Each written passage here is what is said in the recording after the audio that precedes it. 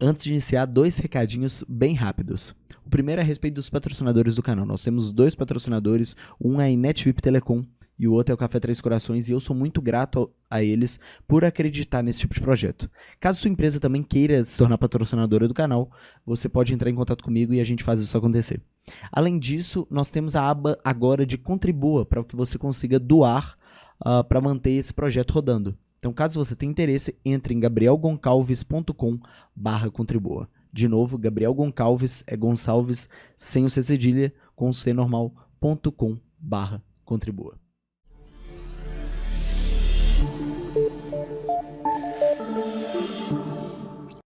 Olá a todos, seja bem-vindo para mais um episódio do podcast Gabriel Gonçalves Live. Agora nessa segunda temporada, com cenário novo e com uma convidada mais que especial. Tatiana Miranda, mentora, trabalha com consultoria, e aí eu acho que a gente já pode começar naquele assunto que a gente estava engatando antes.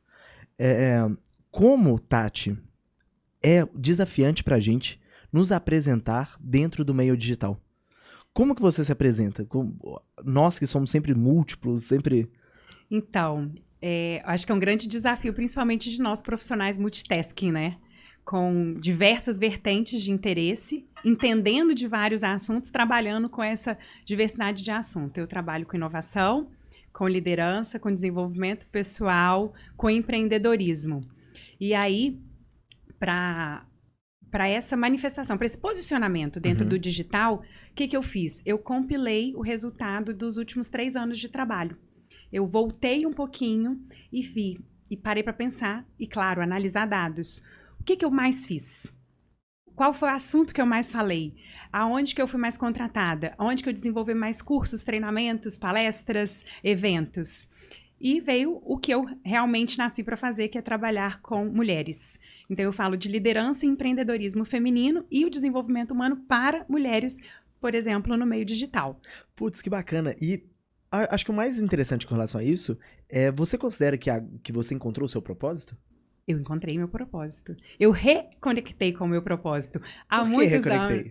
Porque propósito a gente não encontra. Quando a gente encontra, quando a gente busca uma coisa fora, né? Então, eu encontrei com o Gabriel no meio da rua. E a gente bateu um papo. Ok. É algo que já estava dentro. É uma coisa que está dentro. Propósito, você se reconecta com ele, você sente ele, você vibra com ele, você vivencia, você experimenta. É uma energia interna. Que na hora que a gente fala e que a gente está fazendo isso daqui, a gente está conectado com o nosso propósito. Então, quando eu me reconectei com o meu propósito, em 2016, com muito mais clareza, eu lembro, eu escrevi uma carta para mim falando assim, hoje eu renasci na minha carreira. E o que foi motivador para você chegar nesse ponto? Em que contexto você estava em 2016? Em que contexto você estava? Então, eu venho com uma carreira de empreendedorismo, de consultoria com parceria com o Sebrae, uma empresa já consolidada no mercado, na área de food service. Uma família bacana, filhos ótimos, um casamento feliz, estava tudo bom, mas não estava. Alguma coisa começou a me incomodar. Não é que estava ruim, sabe? Mas alguma coisinha estava incômodo. É como se eu pudesse ir para um outro nível, para um outro desafio, mas eu estava fazendo a mesma coisa do mesmo jeito. Então, esse incômodo, né? Inicialmente, esse incômodo de querer me desafiar, de querer fazer diferente, de querer fazer o novo, essa quase impulsividade da criatividade que eu tenho como força, eu comecei a buscar outras linhas de trabalho. Essa linha de trabalho foi muito no Wellness Coaching, que é um coach de bem-estar, que trabalha a integração do ser. Então, como ser que somos, eu queria conectar carreira, profissional com o pessoal. E tá tudo bem. E fazer com que isso acontecesse de uma maneira muito fluida, muito bacana. Né? Porque, então, o trabalho tá muito bem, beleza, estou trabalhando. Né? A família, a vida pessoal tá muito bem. Então eu tô na vida pessoal. E a gente se falava muito, né? Então a minha vida pessoal, a minha vida profissional, isso me incomodava de uma tal maneira, porque eu acho que a vida é única. É uma. É íntegra, é unidade. E aí essa inquietação veio, 2014, 2015, fiquei nisso, e me joguei em novos projetos. Me joguei em novos projetos de desenvolvimento humano com jovens, com os agentes locais de inovação. Me permiti desenvolver pessoas. Né? Por que essa permissão? Porque eu sabia que eu fazia bem, mas eu ainda tinha uma insegurança, sabe? Aquele desafio que vai te levar para o próximo nível, mas se você vai ter que expandir sua zona de conforto. E foi isso. Então, na hora que eu me permiti, na hora que eu vivenciei, que eu fui buscar novos cursos, eu fui, sim, jogar uma vaquinha do precipício. Então, eu fechei um projeto grande e quis abrir a minha empresa, a Eleve, e quis viver desse propósito para falar assim, não, então eu dou conta. E seguro isso, inclusive, sustentando isso financeiramente. Então, esse reencontro é muito forte. Porque a gente coloca o que a gente sente com a ação. E essa ação serve a alguém, que é o mais importante. Não é só pra mim. Demais. Eu queria saber um pouco, acho que a gente ainda não teve a oportunidade de conversar disso. Eu queria saber um pouco da sua história. Tipo assim, de onde você começou, de onde você veio... Um pouquinho aí a gente entra um pouquinho... 40 anos, é muita história, né? Então, vamos lá. Eu sou de Colatina, no interior do Espírito Santo, que não é tão interior assim, mas eu sempre tive um sonho, tá? Que era conhecer o mundo. Sempre tive esse sonho, né? Ainda tenho. E aí, como uma jovem que queria conhecer o mundo, mas não tinha as possibilidades, então o meu mundo era fora de Colatina. Então eu queria sair de Colatina. Não porque eu não gostava da cidade, mas porque eu queria conhecer o mundo. Não sabia o que eu ia fazer, o que uma estudante, na minha época, 20 e tantos anos atrás, queria fazer medicina. Minha mãe ensinou uma coisa pra mim: você pode tudo na vida desde que você estude e trabalhe. É quase um mantra que a gente ouviu. E hoje eu tenho essa crença, essa força. Então, o que eu fiz? Fui estudar. Nesse estudo, não passei em medicina, óbvio. Que bom que não, mas passei em nutrição. E fui para Ouro Preto estudar. Me formei na Federal de Ouro Preto. Lá fundei uma república. Lá eu conheci o meu marido. Lá eu fiz a minha família, né? Depois de lá. Então, namorei com o Rafa a faculdade inteira. E lá eu já empreendia, sem saber que eu era empreendedora. Olha que loucura. Porque vendia coisa para pagar a faculdade, vendia semijoia que minha mãe vendia para sustentar. E sempre queria alguma coisa a mais, então tinha que trabalhar, né? Dali eu fui com o Rafa, a gente foi pro Mato Grosso. E aí eu comecei a conhecer o mundo, tá vendo? Fui lá pro interior do Mato Grosso. Não era ainda a minha noção de mundo, não. Mas fui e voltamos para BH. Fizemos residência em Minas Gerais, mudamos para Lagoa Santa por conta de qualidade de vida. Aqui, criei raízes, tenho meus 2 filhos, Pedro e Estela. E aí, nessa trajetória, quando eu voltei para Belo Horizonte, nutrição, formada em nutrição, nunca gostei muito da nutrição, nunca foi minha paixão, mas eu sempre fui muito determinada. Então, se eu começo uma coisa, eu termino. Eu vou terminar. Sabendo que eu não gosto, sabendo que não é a minha paixão, não era a minha vocação, nunca foi meu propósito, mas eu tinha uma determinação. Eu saí de casa para estudar, eu só ia estudar se eu passasse numa federal, passei na federal, eu vou terminar essa federal, eu vou fazer o que eu tenho que fazer. Nesses 2 primeiros anos que a gente morou no Mato Grosso, eu fiz de tudo Então, eu trabalhei com nutrição clínica, com consultoria, com tudo que aparecia. Uma cidade de 5 mil habitantes, você pode imaginar que não tem muita coisa para fazer. Mas eu trabalhei muito. A minha força está no trabalho. Quando eu voltei para BH, as oportunidades de mercado tradicional nunca me encantaram, né? Mas eu precisava estar no mercado para eu poder criar soluções para esse mercado. Então, eu fui para trabalhar numa área comercial, de restaurantes, mas numa área comercial. Eu lembro que o meu primeiro dia de emprego, eu coloquei um terno branco, fiz tudo protocolo de nutrição, de qualidade, cozinha, supervisão, coloquei um terninho branco e fui atender cliente. Na churrascaria Adega do Sul. Que legal. Coloquei e fui atender cliente. E dali, comecei a ver esse brilho de trabalhar com pessoas, mas assim, de querer servir, de querer ouvir, de querer entender, de querer encantar, sabe? Dali, num curso que não tinha nada a ver com a minha trajetória, curiosidade, lembra que a gente estava falando antes das forças e valores? Sim. Eu fui para dentro do Senac fazer um curso de shiatsu. Oi, não tem nada a ver com nada. Vi uma plaquinha, curso de formação de consultor. Eu falei, é isso que eu quero. E aí fui atrás, fiz a minha formação de consultor, comecei como consultora do Senac. Dali, o primo Sebrae já me conheceu e eu tenho um namoro com o Sebrae até hoje, então isso já tem 15 anos de carreira. E aí entrei na área de empreendedorismo. Inicialmente, o pé na nutrição ficou porque eu trabalhava sempre na área de food service. E aí eu já abri minha empresa de consultoria, eu já comecei a atender cliente, quem era meu empregador já virou meu primeiro cliente. Então ali eu passei de empregada para ser consultora dele e comecei a fazer a minha clientela, conversar. E algumas coisas, conversando com você, são bem perceptíveis. A primeira delas é que você se comunica muito bem. Você conversa muito bem, você tem assertividade na escolha das palavras, então você consegue fazer isso muito bem. E a segunda delas é que me parece que você tem um traço criativo. Primeiro, você considera que essas duas são verdades? E outra, você foi sempre assim? Então, eu tenho uma skill, né, uma habilidade que chama cara de pau. Nasceu assim. Nasci assim. Entendi. Então, eu nasci conversando. E que eu não sei, eu pergunto.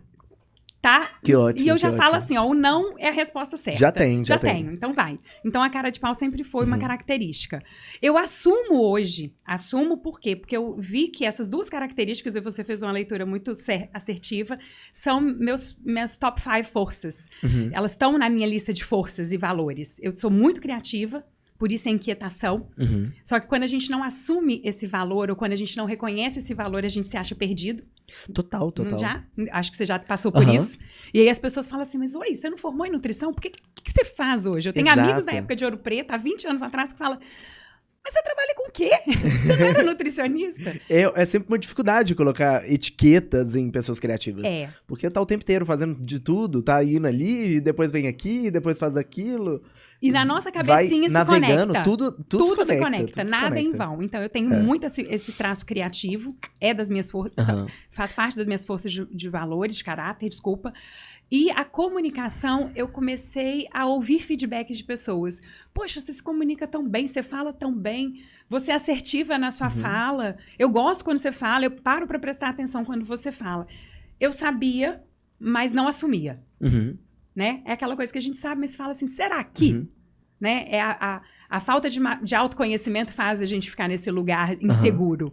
Quando eu entendi que isso era uma força minha, uma característica, então hoje eu assumo e eu falo, eu sou uma ótima comunicadora. Né? Aí de vez em quando eu abro um parênteses e falo assim, isso tem que melhorar. Mas eu tenho essa força mesmo. Sim, agora você nasceu assim, com ambas. Ou foi algo que você desenvolveu ou parte? Parte. Eu acho que eu tenho um talento nato disso, mas eu tenho muito esforço atrás disso. Porque talento sem esforço não adianta, né? Exato. Então eu tenho um talento, sim, dessa comunicação, que vem, eu acho que inclusive da cara de pau. E desse fato de gostar de pessoas. Eu gosto de pessoas. Isso é natural. Eu acho que, olhando pra você, eu vejo algo que eu vejo em mim também, que é o fato de que às vezes a gente se sente energizado estando perto de outras pessoas. É da nossa personalidade, é muito do perfil comportamental. Quem gosta de pessoas gosta de estar com pessoas, se relacionar, conversar, bater papo. E aí vai, o que libera isso? A criatividade, libera espaço para ser criativo. Total. Né? Então, uma coisinha daqui conecta com a outra e você cria um projeto, cria uma possibilidade e, como não é uma resposta que a gente vai sempre tentar ultrapassar, você cria soluções. Então, você cria um mindset de solução. Né? Então, vai desenvolvendo. E é óbvio, se você entende isso, no caso, eu entendi isso, que eu tinha essa força, que eu tenho essa força, e eu comecei a prestar atenção como que eu faria, como que eu já trabalhava com isso empiricamente, nem sem entender. Eu entendia, mas eu não tinha tanta propriedade, fazia. Como se você fizesse, tá? Sem prestar atenção, e fazia de uma maneira natural, colhia feedbacks positivos. Quando eu entendi que eu poderia potencializar, eu falei, opa, é uma coisa que eu posso profissionalizar, aperfeiçoar, melhorar, desenvolver. E foi eu busquei. Tem um potencial aí. Tem um potencial maior. Aí você faz, você faz assim na sua potência. Exato, total. Aí a gente tá falando de propósito. Eu acabei te cortando pra pegar nisso. Em 2015 começou essa inquietação, 2014, 2015. 2016 você começou a dar os primeiros passos. Certo? Primeiros passos nessa nova empresa ligada a um propósito. Beleza. Como que você fala hoje? Como você verbaliza o seu propósito? Como que eu verbalizo? O meu tem propósito? Uma frase, assim? Tem uma frase. Eu potencializo pessoas, né, para elas serem líderes delas mesmas e trabalhar com essa liderança por meio do empreendedorismo. Nossa, lindo. Eu vou ter que montar a minha em algum momento assim. Eu te ajudo. Uma frase bem... Eu te ajudo. Mas eu já tive várias iterações disso. Na verdade, assim, eu me vejo muito forte sendo um canal para o florescimento do outro. Isso é meu propósito. Se eu pudesse colocar ele numa frase, eu sou um canal, porque eu não faço nada por ninguém. Mas eu tenho uma habilidade muito grande, que é um olhar positivo. É um olhar para a potência do outro. E eu consigo junto com essa pessoa, na hora que ela se abre, numa mentoria, num treinamento, num projeto, numa interação comigo, eu consigo com que ela veja o que ela tem de força, o que ela tem de valor, o que ela tem de melhor. Então eu canalizo, eu sou um canal para isso. Aham. E na hora Coisas que nem sempre, nem elas acreditam nem que elas elas têm, né? acreditam. Você tem alguma história assim? Provavelmente você tem, né? Tenho várias. Tenho Você várias. tem alguma que você poderia compartilhar? Não precisa falar o nome da pessoa, não. Tenho várias. Vou pensar uma aqui para trazer agora. Tem uma recente de um treinamento para mulheres. Uma das participantes, ela chegou com um objetivo. Eu sempre abro meus treinamentos colocando qual que é a sua expectativa, né? E a expectativa dela, ela falou assim, eu quero me descobrir e eu quero florescer. E engraçado que nesse treinamento, eu abri falando do meu propósito, ser um canal de florescimento para que o outro se reconheça na sua potência, né? Então, para que você se reconheça na potência. E a gente fez um treinamento prático, presencial, porque eu gosto muito dessa conexão presencial. E durante as mentorias individuais, ela se reconheceu no que ela fazia, que até então trabalha com loja de roupa, né? É uma pessoa do interior, lá do Triângulo Mineiro. E ela trabalhava com loja de roupa, ela sabia que ela gostava daquilo, mas ainda é muito incipiente. Esse empreendedorismo incipiente, ele deixa muito mais desafios do que ganhos pra gente, né? E aí, a falta de grana, a falta de investimento, o desafio de buscar cliente. E eu falei pra ela, as forças, né? Ela já se reconhecia mais insegura ali com aquelas forças que ela tinha. E uma das forças dela batia com a minha, que é a comunicação. Eu falei, usa você, a sua comunicação, a sua imagem, porque você vai ser a persona da sua loja, você que vai vender para o seu cliente, não é por enquanto não é a sua vendedora, né? E quando ela se assumiu e ela começou a se reconhecer, ela ali, como a pessoa da loja, ela começou a ganhar cliente, a ganhar potência, a ganhar autoconfiança. Em 3 meses que a gente ficou juntas, eu não sei te falar em valores agora, na época eu sabia, mas agora eu não vou lembrar. Mas a empresa dela cresceu coisa de 120% em termos de ganhos, começando a ficar um pouquinho mais sustentável. E isso mensurado, né? O imensurável. Ela falou, Tati, eu floresci. Hoje eu sei tudo que eu faço de bom, tudo que eu tenho de bom, e eu sei que eu sou capaz. Nossa, que lindo. É muito linda, né? Lindo, Isso o coração da gente explode. Explode. Depois eu vou mandar esse vídeo pra ela, que ela sabe que eu vou estar falando dela. Não, muito lindo mesmo. E você se encontrou também focando isso num treinamento para mulheres, né? Para o empreendedorismo feminino, que é algo que tá em alta e tem muitos desafios, muitos avanços que precisam ser feitos nessa área, né? Assim, é quase que natural. Como eu sou empreendedora, já tenho uma empresa de consultoria, abri outra empresa, né? A gente é picado pelo comichão do CNPJ. Eu falo, eu adoro um CNPJ. Tenho muitas mulheres me procuram para mentoria. Foi fazendo essa análise, né? Do que eu estava fazendo, quem eu estava atendendo, que o empreendedorismo e a liderança feminina nichou. E mais do que isso, é natural para mim. É o meu mundo. Eu sou mulher. Eu vivencio muito essa força feminina, né? E os desafios, sim, de ser uma empreendedora e lidar com os papéis da mulher. Então, a mulher, ela tem muitos papéis. A gente não consegue, como mulher, ter uma vida profissional, uma vida pessoal. Aquilo que a gente estava falando, acho que ninguém consegue. Mas nós, principalmente, donas do nosso negócio, é tudo junto e misturado. Nós estamos aqui hoje. Nós temos uma presença ilustre aqui, que é o meu filho, dando essa entrevista pra gente. Se eu não casasse isso, ou eu não estaria aqui, ou eu não estaria fazendo a minha potência. Então, ir para o empreendedorismo, para a liderança feminina, casa com o meu propósito, porque eu vivenciei isso. Então, eu vivenciei os incômodos, as dores, as angústias, as superações, as celebrações de ter negócios que eu sou a gestora, que eu sou a brand persona e que eu faço o negócio acontecer. Né? E quantas vezes eu passei de deixar de fazer negócios porque tinha situações em casa que não me permitiam ou que eu não queria, né, naquele momento sair. Então, eu vivenciei isso. Então, ir para esse caminho foi muito natural, como se fosse o percurso do rio, assim, só fechando. Quais são as principais... Quais são os principais problemas que a gente vê no mercado hoje relacionados ao empreendedorismo feminino. O que você enxerga que ou as pessoas, a própria empreendedora faz de errado, ou então as outras pessoas reagem de maneira errada? O que você acha que precisa ser mudado? Então, tem alguns pontos. Isso aí é alguns pontos. Primeiro, a falta de planejamento. Primeiro deles.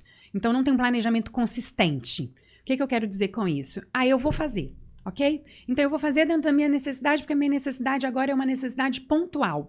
Ou porque a mulher está indo por uma transição de carreira.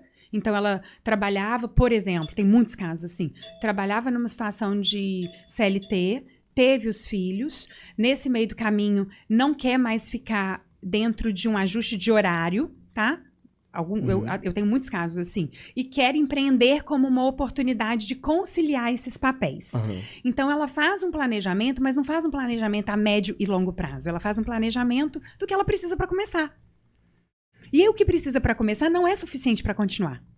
É diferente, a energia é diferente, né?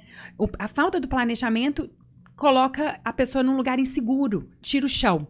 Então, não sabe os próximos passos. Não que um planejamento vai ser seguido. Né?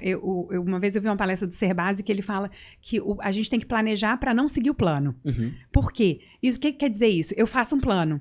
Esse plano, na hora que eu vou executar, eu sei novas possibilidades de aprimorar esse plano. Então, eu melhoro ele. Exato. Não é sobre seguir o plano, é sobre fazer planos. É sobre fazer o plano. E assim, você faz um plano, aí você recebe novas informações, você já tá na metade do caminho, você refaz o plano, você aprimora, elabora. E aí, o não fazer o plano, qualquer coisa serve. Então, o primeiro ponto é esse. Um planejamento, a falta de um planejamento conciso, consistente, a falta de um modelo de negócio, sabe? Não estruturar esse modelo de negócio, não saber quais são esses passos, os primeiros, os próximos, os primeiros 2 anos, como que vão acontecer, quanto que eu vou ter que investir, qual que é o tempo que eu vou ter que ficar sem retirada, eu dou conta de ficar sem retirada, eu não dou. O que precisa para acontecer? Não só a paixão, sabe? Ter um profissionalismo em termos de planejamento. Esse é o primeiro ponto. O segundo ponto é buscar o equilíbrio. Não vou nem falar que é a falta, mas é a busca constante para o equilíbrio em todos os papéis. Então, muitas vezes a mulher ela empreende por uma oportunidade, ou a gente tem muitos casos no Brasil ainda de empreendedorismo por necessidade, mas se a gente pensa no empreendedorismo por oportunidade, se eu faço a etapa do planejamento, eu consigo entender como que eu vou casar esses papéis. Então, quando a gente vê, principalmente negócios nascentes, tá?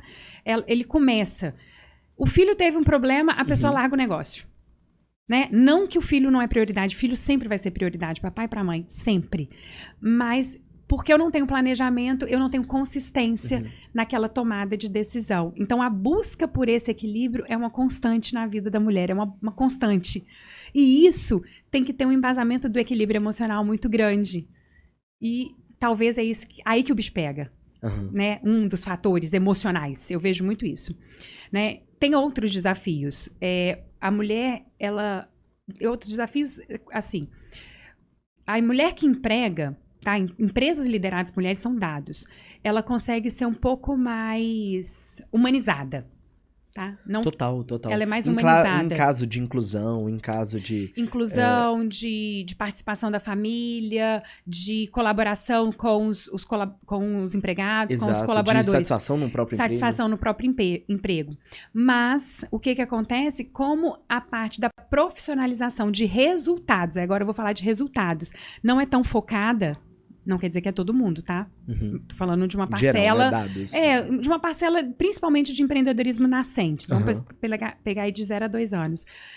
O foco no resultado não é tão grande. Então, minha empresa tá indo, eu tô empregando mais gente, olha quantas famílias eu tô empregando, isso é bacana, mas o resultado em si, faca na caveira? Total, tipo... aquele é meu foco, aquele é meu objetivo, eu tô indo pra lá. Aquele é o faturamento que eu preciso. Isso, esse faturamento, essa sustentabilidade que eu preciso do meu negócio, esse é o corte. Essa é a taxa de crescimento. Essa é a taxa de crescimento, o corte necessário agora, o investimento necessário agora. Também está no planejamento, né? Mas tem essa pegada um pouco desse gap do resultado. São alguns pontos que eu vejo isso muito empiricamente, na prática, com as mentorias que eu ministro, que eu faço, com os treinamentos que eu dou. São as maiores dores. E qual que é a solução para esse problema? Porque me parece ser uma questão de equilíbrio, né? A partir do momento que você que você foca numa humanização, talvez por necessidade você não foca no resultado. Ou existe formas de você regular os Não, dois? regula. Tem vários cases já muito grandes, de empresas grandes fazendo isso, de empresas pequenas fazendo isso. Mas eu falo o seguinte, você sempre que tá focando na humanização, você tá abrindo mão de resultado ou não? Não. Entendi. A gente pode caminhar... Eles caminham independentes. Independente. Eu falo muito assim, não precisa de ou. Ou eu foco em resultado, ou eu foco em pessoas. Não existe isso. Eu foco em pessoas e foco em resultado. Eu faço os meus colaboradores, a minha empresa crescer e aquelas famílias que eu estou empregando e aquele emprego que eu estou gerando e tenho resultado crescente. Então, é E. Solução, fórmula mágica, eu acho que não existe. Tem uma força muito grande. Aí vamos falar das forças do empreendedorismo feminino. A gente usa a intuição com muito mais facilidade. Tá? Você sabe a história do Darwin Awards? Não. Que eu acho que é uma boa história pra você ter no seu repertório. Isso aí eu vi num livro, o livro é muito bom, chama Arte de Começar, do Guy Kawasaki, se não me engano. E o livro fala que, tipo assim, esse cara aí começou vários negócios, enfim, ele foi chefe evangelista da Apple, então ele fala muito de, tipo, essa humanização, de tornar pessoas fãs do seu negócio, enfim. E ele falou que todo negócio que ele começou, e qualquer tipo de mentoria, consultoria que ele tá falando para pessoas que estão começando o negócio, ele indica que a pessoa, independente do sexo, peça opinião para mulheres. Porque homens têm ele fala que é genético, tem uma genética de tomar decisões apenas por competição. Então assim, eu vou entrar nesse negócio aqui porque tem esse cara que tá ganhando dinheiro, eu vou ganhar dele. Então, tem esse negócio meio competitivo. E mulheres são mais assertivas para esse tipo de decisão. E ele usa como exemplo, como evidência para isso, existe um prêmio chamado Darwin Awards, que é o prêmio dado para as mortes mais estúpidas do mundo. São pessoas que morreram por estupidez. E mais de 80% dos Darwin Awards são para homens. Então, assim, é o cara que tá sentado numa viga, numa construção de um prédio, corta de um lado a viga, vai lá do outro lado, corta do outro lado, cai a viga e ele morre. Sabe aquele cara bem desenho animado que girou, cortou um buraco, buraco em volta dele e caiu? Exato. São mortes assim. Quero ler esse livro pra ontem. Esse livro é bem legal e esse fato do Darwin Awards é bem legal também. Que legal. Que se relaciona isso dos homens. Eu acho que tem uma questão intuitiva importante. Tem uma questão intuitiva. E a intuição hoje é a nossa quarta inteligência, né? Ela é inteligência espiritual. A gente já tem prêmio Nobel falando disso. Então, não é mais, é um sexto sentido? É a sua intuição falando. E a intuição, ela vem da emoção. O homem, ele é muito racional, né? Generalizando, né? Claro que tem situações e personalidades diferentes. A mulher, ela tem um lado emocional até exacerbado também. O que é o equilíbrio? É pegar o emocional com o racional. Porque eu tomo decisões no racional, mas eu compro e vendo no emocional. É impressionante, eu tava pensando nisso outro dia, o tanto das tomadas de decisões que são feitas pura e simplesmente no emocional, o tempo inteiro. E normalmente a gente não toma consciência desse tipo de tomada de decisão. E aí, se você vê, por exemplo, no marketing digital, você utiliza isso como gatilho, o tempo inteiro. Gatilho de compra, venda. Então, voltando à sua pergunta, qual que é a solução? Né? Não existe fórmula mágica, mas eu acho que existem alguns caminhos, né, que eu oriento, faço comigo e oriento todo mundo que passa por mim. Primeiro, utilize a sua intuição. Ponha a energia, o propósito, o amor, a sua tomada de ação. Eu falo muito uma frase, qual que é o seu motivo para a ação? Né, a motivação. O motivo para a ação, para você querer fazer aquilo. Então, se não tiver paixão, cara, não empreende, porque vai se ferrar. No final das contas, desculpa o palavrão, porque já é difícil pra caramba, não é? Empreender. Se você não tiver paixão por aquilo, vai procurar outro lugar. Então, entra na paixão. E não é numa paixão impulsiva, mas é naquela energia, aquele motivo que você vai ter para agir o tempo inteiro. Você sente primeiro, você pensa depois. Ou vice-versa, você pensa e sente. Mas essa conexão do emocional com o mental. Então, eu equilibro o emocional com o racional. Utiliza a intuição. Busca um plano, um modelo de negócio. Planeja. Né? Vai atrás de planejamento, busca pessoas. Eu não sei fazer sozinha, vai atrás de pessoas para te ajudar. Busca ideias, troca ideia, né? E aí, segue o seu plano. Sem inventar moda, pelo menos no início. Por quê? Porque muitas vezes a gente... Sem improviso, né? Muitas vezes você só consegue improvisar se você tem repertório, se você sabe. Isso. E o que acontece? A gente faz o plano e aí, no primeiro mês, você não tem o resultado. Aí você fala assim, dá tudo errado. Nada do que eu fiz deu certo. Mas você fala, gente, só fez um mês. Como assim? Né? É verdade. Repete um mês, 2, 3, 4. Beleza. Tá dando erro? Faz outro plano, faz outro modelo. Desvia o caminho. Né? Então, usa a intuição com planejamento. Então, tá vendo os dois lados? Eu pego o racional com o emocional. Com o emocional. E vou no equilíbrio. E sim, pergunto o tempo inteiro, como que eu caso, como que eu equilibro os papéis da minha vida dentro disso que eu quero fazer. Porque se não tiver esse equilíbrio, não tem sustento. Não tem tanta sustentabilidade. Estamos falando de negócios lidados por mulheres. Então, com esse negócio, onde a mulher é dona do negócio. Você falou de caso. Eu tenho um caso que eu atendi uma empresária com uma loja de roupa, inclusive, feminina, porque me veio ela agora, no interior também. Já uma loja consolidada na cidade dela, com faturamento médio de ali 35, 40 mil reais, ou seja, né? Um faturamento bacana, 3 ou 4 funcionárias. E ela falou assim, eu não aguento mais essa loja. Eu falei, como assim? Eu não aguento mais essa loja. A loja me toma o meu tempo inteiro. Eu não consigo ter tempo para mim, eu não consigo fazer ginástica, eu não consigo cuidar dos meus filhos, eu não tenho tempo para levar meus filhos na escola, eu não consigo ter um equilíbrio na minha vida. Então, eu não quero mais isso. Eu quero fechar, eu quero a sua mentoria para você me ajudar a vender essa loja. No meio do caminho, a gente equilibrou, a gente fez uma gestão de tempo, uma gestão de produtividade, porque ela gostava da loja, ela gostava do que ela fazia, ela gostava de vender, ela gostava de atender as clientes, Putz, que legal. ela se realizava com aquilo. Mas em algum momento da vida dela, o excesso fez ela perder o equilíbrio. E atrapalha, né? Desregula tudo. E aí desregula tudo. Então, o que era bom ficou ruim. E aí, você entendeu de onde que veio? A dor dela veio do desequilíbrio desse papel de mãe, de esposa, e que ela gostava e que ela queria, estava tudo certo. Então, isso precisava estar equilibrado. E aí, para fechar esse bloco aqui, né? Senão a gente fica... O autoconhecimento é muito importante. Por isso que eu trabalho a liderança.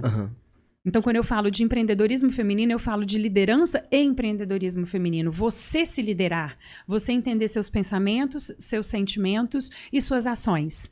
Os meus pensamentos e as minhas emoções estão equilibrados? As minhas ações são congruentes com aquilo que eu quero? Eu quero ter uma empresa sustentável, mas eu não quero ficar 14 horas nela por dia. Então, o que eu preciso fazer para que isso aconteça?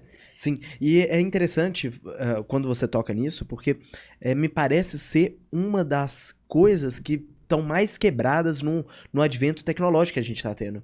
Parece que o excesso de informação da internet, excesso de uso de redes sociais, faz a gente quebrar um pouco o nosso autoconhecimento mesmo, de parar e refletir, olha, o que eu quero? Às vezes, por causa de Instagram, você pensa assim, talvez isso não é a minha vontade mesmo. E tem outra pessoa fazendo aquilo, mas não faz parte do meu propósito, mas me parece que fica desregulado mesmo. Fica. É porque o excesso de informação te faz você olhar para fora. E vamos e convenhamos, né? A minha geração, a gente não cresceu aprendendo inteligência emocional, né? A geração de vocês está aí no meio. A geração do meu filho tem inteligência emocional na escola. Sim. Olha que massa. Então é diferente. A gente chega numa fase, né? Eu cheguei nessa fase, esse marco 2014 foi isso. Eu entrei para o autoconhecimento, eu busquei o que eram os meus valores, eu entendi o meu propósito, eu reconectei com isso, eu entendi os pontos de melhoria que sim, eu precisava desenvolver e aprimorar. E aí eu chamo disso de autoliderança, e é autoliderança. Se a gente não entender e não olhar para dentro, qualquer coisa que passar fora vai servir. E o Instagram, hoje, ele é uma vitrine. Sim, e ele é uma vitrine maravilhosa, que ele pode te levar a inspirações muito legais, a cocriação, a geração de ideias e potencializar, por exemplo, a sua mensagem tudo. Mas ele pode te levar para um lugar de buraco, onde você olha uma imagem, por exemplo, de uma pessoa feliz na praia, né? Ali, e você fala, gente, eu não tenho isso, eu não tenho esse corpo, eu não tenho essa vida, eu não tenho essa família, eu não sou tão feliz. E é o que acontece. Hoje tem o Instagram tem o maior índice de depressão entre todas as redes sociais. Inclusive foi por causa disso, índice de depressão e suicídio. Por causa disso que eles dizem, né? Que é por causa disso que eles tiraram as curtidas, né? A visualização das curtidas. Porque você não tem mais o índice de comparação. Nesse ranqueamento. Então, quando eu não faço esse exercício de autoliderança, de autoconhecimento, né? Que é a base da inteligência emocional, que eu falei lá atrás, que é uma das dores, eu tudo que vem de fora me serve. Sim. Só que não é necessariamente para mim. Não dá encaixe. Eu falo que muito assim, a gente tem que se aprender como empresária, como empreendedora, a se autoliderar e liderar nosso negócio. Porque oportunidades estão aí, mas nem todas as oportunidades são bom para mim e nem para o meu negócio. Uhum. Agora, no meu público, quando eu analiso o YouTube, o Analytics, tudo, eu vejo 2 picos. Tem muitos jovens que estão buscando o primeiro negócio, a primeira oportunidade de emprego, enfim, e tem uma galera que é um pouquinho mais madura, ali dos 35, quase 40 anos, que tá buscando uma alternativa. Talvez a busca do propósito, a mesma inquietação que você passou, são isso que as pessoas passam. E eu vejo uma semelhança muito, muito grande nos dois, né? Que são momentos de início ou de recomeço, né? Dependendo do caso. O que você acha que é essencial? O que você acredita que é essencial num processo, vamos nichar para empreendedorismo, num processo de abertura de uma empresa? Tipo assim, Tati, eu tô querendo abrir um negócio. O que você Primeira indica? coisa, o que você gosta de fazer? O que é sua paixão? Qual que é o tesão que você tem para fazer aquela atividade? O que faz seu coração pulsar? O que faz você vibrar? O que te dá energia? Que você pode estar exausto, você trabalhou o dia inteiro, a semana inteira, a gente vai para feira de empreendedorismo, vira à noite, mas você sai dali exausto fisicamente, mas energizado.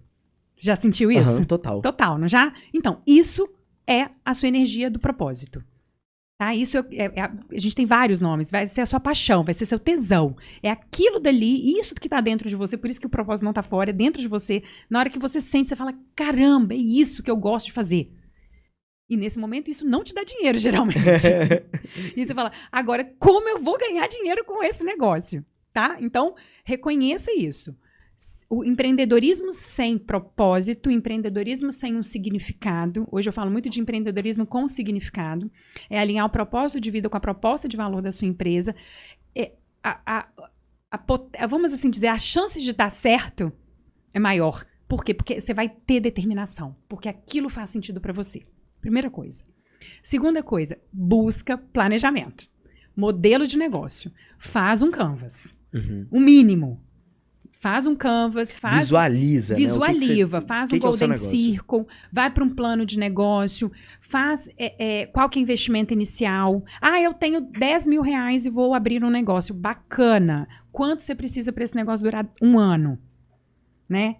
Quanto que eu preciso? Não é o start. Não é o primeiro mês. Não é o primeiro mês. O start é aquele período. Claro que tem exceções, você sempre ouve falar de casos do cara que abriu um negócio no cheque especial, mas são exceções. Para um desse, teve outros centenas que quebraram e estão com dívida até hoje. Que abriram no cheque especial e estão com dívidas maiores. Então, não é nem abrir... Qual que é o recurso que eu preciso? E aí, recurso, é até interessante pensar que é o financeiro? Sim. Mas é um recurso que... Quais são as minhas potências? Quais são as minhas forças? Quais são os talentos que eu estou empregando? Sabe a paixão? Eu não tenho talento para isso. Quem que é o parceiro que eu vou buscar? Quem que eu consigo? Vai ser sócio? Vai ser prestador de serviço? Aonde que eu vou buscar? E isso só vem se eu fizer um plano. Então, planejamento, ele é essencial. É uma tecla que, assim, eu levanto a bandeira mesmo. Tem que ter planejamento. Sem planejamento, você não tem norte, você não tem rumo. E aí qualquer coisa serve. E sendo qualquer coisa serve, até fechar serve. Né? Então, eu tenho um caso, né? Esqueci de falar da minha trajetória, que é um caso de insucesso de empreendedorismo. E que foi o maior sucesso da minha vida. Vou te contar. Quando eu vim para Lagoa Santa, eu sempre trabalhei viajando no interior, dando treinamento, fazendo consultoria muito fora. Né? Eu não trabalhava aqui. E quando o Pedro... nasceu, estava para nascer, já vinha essa inquietação, o equilíbrio da vida, eu queria viajar um pouco menos, estar aqui, fiz uma pesquisa de mercado aqui em Lagoa Santa e abri uma empresa, a Nutrir, não sei se você lembra, que era de papinhas orgânicas para criança, tá? E lanches saudáveis, né? Então, busquei aquela fonte lá da nutrição, a qualidade de vida faz parte dos meus valores, eu gosto disso, me preocupo com isso, e achei um nicho de mercado. Beleza. Tem uma sócia, hoje essa sócia é uma grande amiga, né? A gente fez um plano de negócio, a gente fez modelo de negócio, plano de negócio, manteve um plano de negócio pro Sebrae, então fiz todo o protocolo, todo o protocolo. Tudo. Tinha dinheiro, juntamos o nosso investimento, fizemos um super investimento, reformamos a empresa, trabalhar com alimentação infantil, você tem toda uma regra, né, de vigilância sanitária, de autorização e tudo. Trabalhamos tudo. Tudo certinho. Embalagem que o Verde Mar utilizava, a gente comprou de São Paulo, pá. Não sobrou grana pra, adivinha, marketing. Olha, assim, a hora que eu olho hoje isso, eu falo assim, caramba, que absurdo, Tatiana, como assim? Hoje você começa meio cruel, né? Meio Tipo cruel. assim... Hoje você começa a vender antes de ter o produto. Na época a gente colocou tudo bonitinho. Não sobrou grana. Não é que não sobrou grana. A grana era pouca. Por quê? Porque a gente tinha que fazer aquele negócio girar. E girou. Tinha um tempo de maturação grande. Tinha um tempo de maturação. No meio do caminho, a gente teve alguns percalços. E esse tempo de maturação já não era mais sustentável. E aí sim a gente chegou a entrar no cheque especial. Para segurar as ondas do negócio. Conseguimos sair, que bom e tal, mas o negócio começou a ficar insustentável. Por quê? Planejou, bonitinho, lindo, maravilhoso. Um negócio que você saiu. E não é um, são vários. Claro, é uma diversidade de fatores. Eu lembro que quando eu abri a Nutrir, na semana seguinte eu estava no Empretec. E eu falo que hoje, né, eu falo com os facilitadores, eu falo assim, gente, a gente tem que fazer Empretec de novo, porque a maturidade é outra.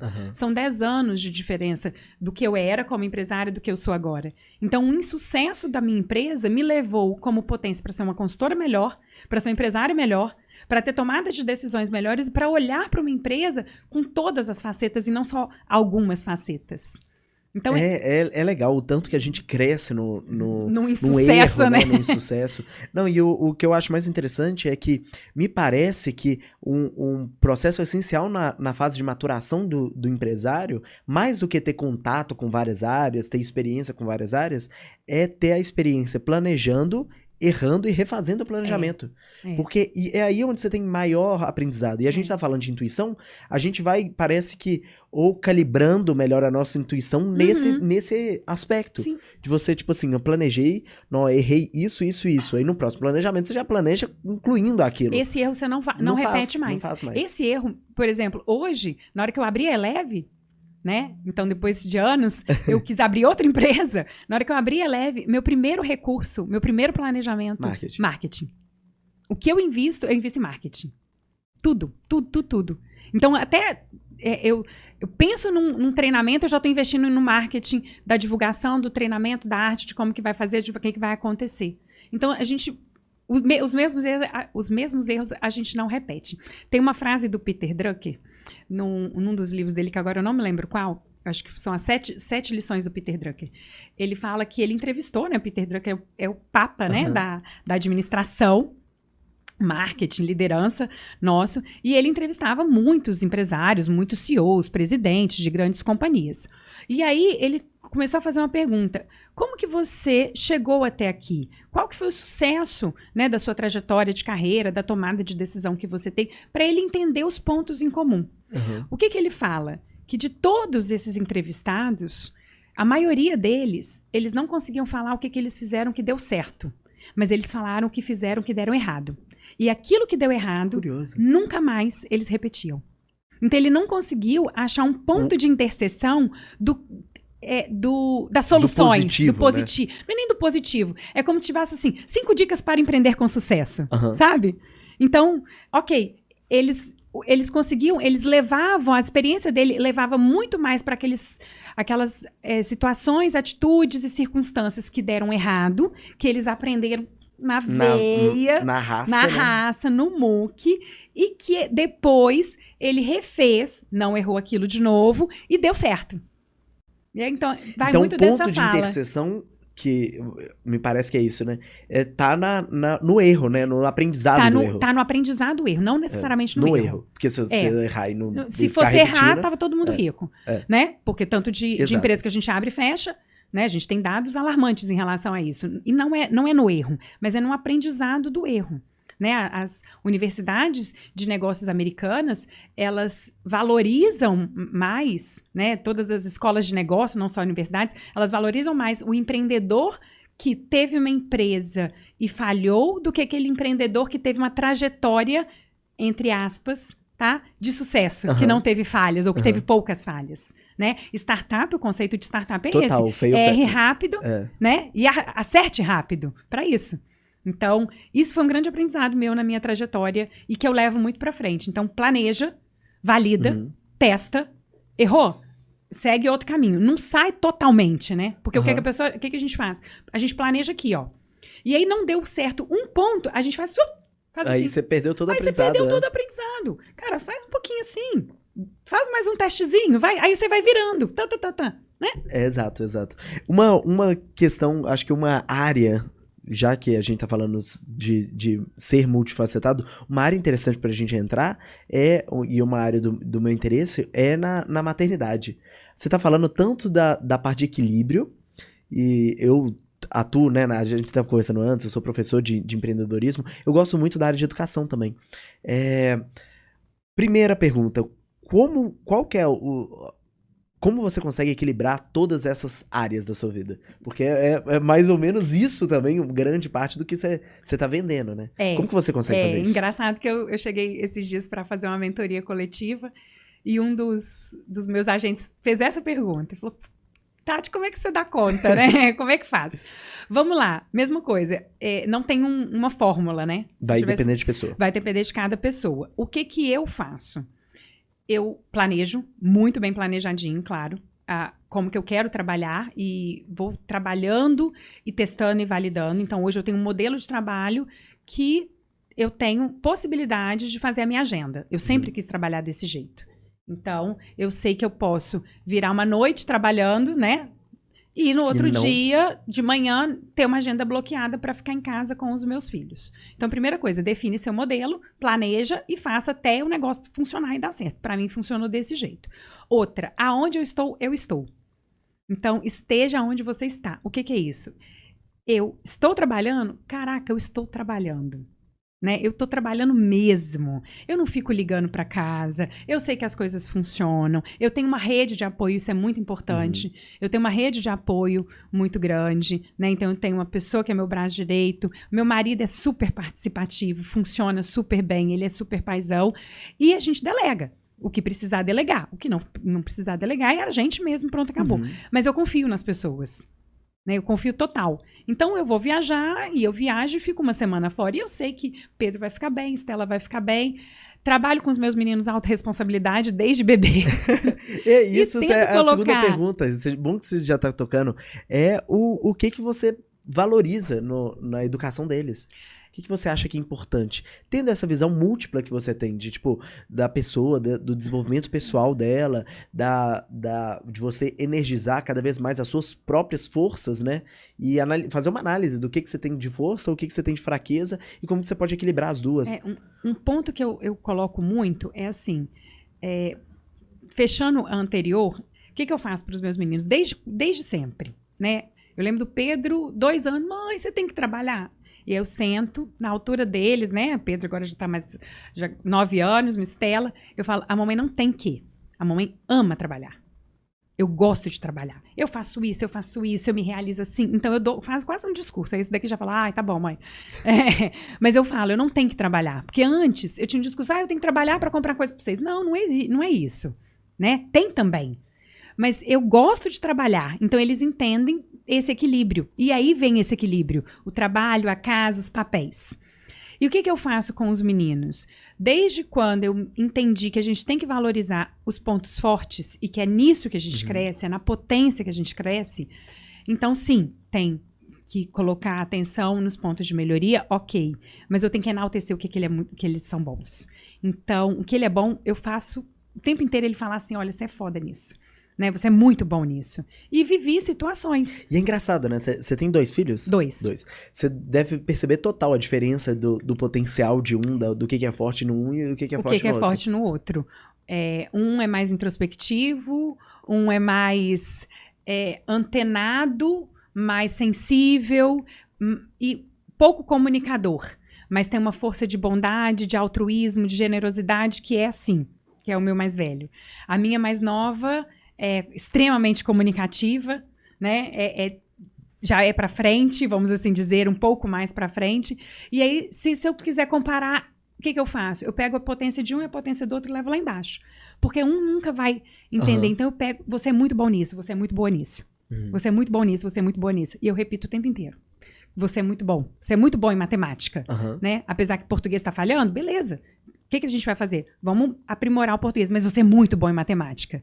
E aí sim eu vou buscar, em termos de educação, escolas que eu acredito, né, que hoje tem essa visão um pouquinho do empreendedorismo, um pouquinho da inovação, um pouquinho da inteligência emocional, faz uma escola de tecnologia, por quê? Porque é bom em matemática? Então vamos potencializar a matemática? Vai para uma Que escola a gente de tecnologia pode fazer para fortalecer ainda para mais, fortalecer ainda mais. É uma coisa que eu acho que é o grande desafio.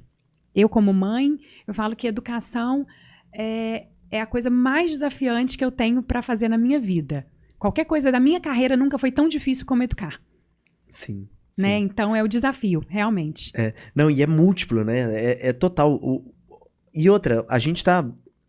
Engraçado, eu tava conversando. O podcast que eu tava gravando no mesmo dia, logo antes de você, a gente conversou muito sobre educação. E uma das questões que a gente entrou é o tanto que a educação tá mudando hoje em dia.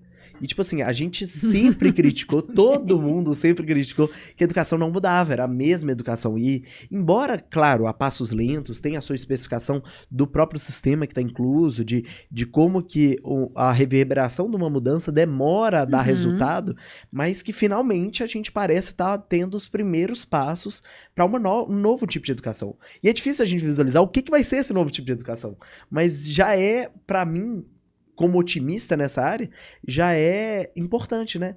E aí você já tá falando que você tá buscando as escolas que participam, né, desse tipo de mudança. Participam desse tipo de mudança. Hoje a gente já tem educação financeira na escola, inteligência emocional, eu estava falando. Tem escolas que têm mindfulness, né, dentro da prática.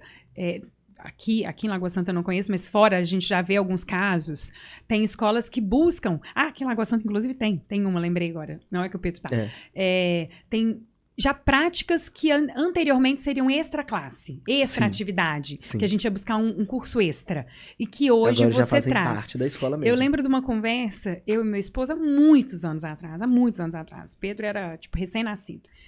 E eu já vislumbrava uma educação diferente. Não sabia como, né? Mas eu pensava em alguma coisa diferente. E sabe aquele sonho de conhecer o mundo? Ainda não está completa, não, mas eu sempre tive uma vontade muito grande de ter uma experiência fora do país, né? E não tive essa oportunidade ainda. E claro que a gente quer para os nossos filhos aquilo de melhor que a gente acha. Então eu lembro que Pedro era recém-nascido mesmo, que eu fiz um investimento, não é capitalização, mas fiz um investimento para quando ele tivesse 18 anos, ele pudesse ir para o intercâmbio, fazer alguma coisa. E meu marido falou assim, porque aí ele entra na faculdade e tal. Eu falei, não, Rafa, daqui pra lá, eu acho que nem faculdade vai ter. E foi uma conversa, um bate-papo assim. Ele falou, tá louca, Tatiana, imagina. E agora a gente já vê estudos fora, onde eu tenho uma educação aberta, não é isso? Exato. Me fala se é esse o conceito, né? Educação aberta que o aluno, ele vai pegando aqui, vai montando a grade de acordo com os interesses. Não, e tem isso aberto. Então, tem alguns casos bem interessantes com relação a isso. Tem um grupo de pesquisadores, acho que isso aí foi o exemplo que inspirou esse tipo de educação aberta. Um grupo de pesquisadores, eles estavam precisando fazer algum tipo de... Eu não vou saber a especificação, mas algum tipo de sequenciamento de proteína. Decodificação de proteína. E aí eles abriram uma plataforma, qualquer pessoa do mundo inteiro, qualquer tipo de estudante, conseguiria entrar dentro da plataforma e fazer esse tipo de sequenciamento, dessa decodificação das proteínas. E o que eles perceberam é que, tipo assim, tinha alguns que performavam muito bem, tinha alguns que performavam muito mal. Mas eles não sabiam exatamente como fazer essa decodificação. Era um sistema muito complexo, você tinha que analisar cada caso a caso. Não conseguia colocar uma inteligência artificial, por exemplo, para fazer isso. E eles descobriram que uma dona de casa, que não tinha graduação nenhuma, lá no norte da Inglaterra, que era a melhor decodificadora de proteína do mundo. Caramba, e ela não sabia nada. Então ela entrou naquela plataforma e era tipo um joguinho. E ela ia brincando.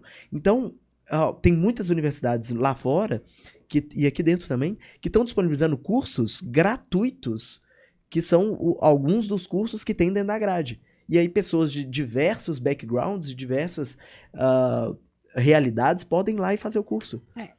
Semana passada eu estava lendo uma reportagem da Exame, e agora está tendo muita reportagem assim, LinkedIn aparece muita coisa também, que a valorização do seu portfólio e não do seu diploma. né? Então, é a valorização da sua trajetória. Eu falo muito assim, qual que é a sua experiência de vida, né?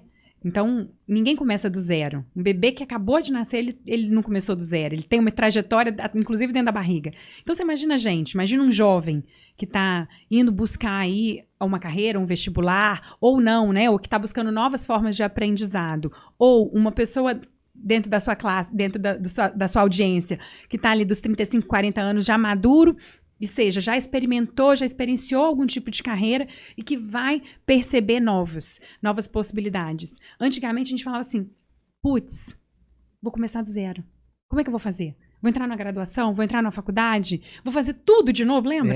Eu não sei se você já ouviu esse repertório, mas, nossa, vou começar tudo de novo, tudo do zero. Hoje não. Hoje, um curso dentro de uma extensão é talvez muito mais válido do que uma especialização, um MBA, não menosprezando nem desvalorizando, muito pelo contrário, eu gosto de fazer, Tatiana, amo fazer certificações e cursos e busco certificações para minha carreira, porque eu gosto, mas o conceito que está por trás disso, e é um conceito novo, que não é tão novo, mas um conceito novo falado agora, que é o lifelong learning. Não sei se você já ouviu falar. O tempo inteiro aprendendo. O aprendizado ao longo da vida. Por quê? Veio da ONU, né, esse termo, 1970, ou seja, agora a gente está falando, depois de 50 anos praticamente, falando mais, por quê? Porque a gente tem agora vidas mais longas, né? Mais longevos, somos mais longevos agora. E o mundo tá mudando muito rápido. E o mundo tá mudando. Então, quem aposentava antes, caramba, tá aposentando, mas fala, eu tô com o corpo saudável, eu tô com a mente saudável, eu posso fazer, o que eu vou fazer?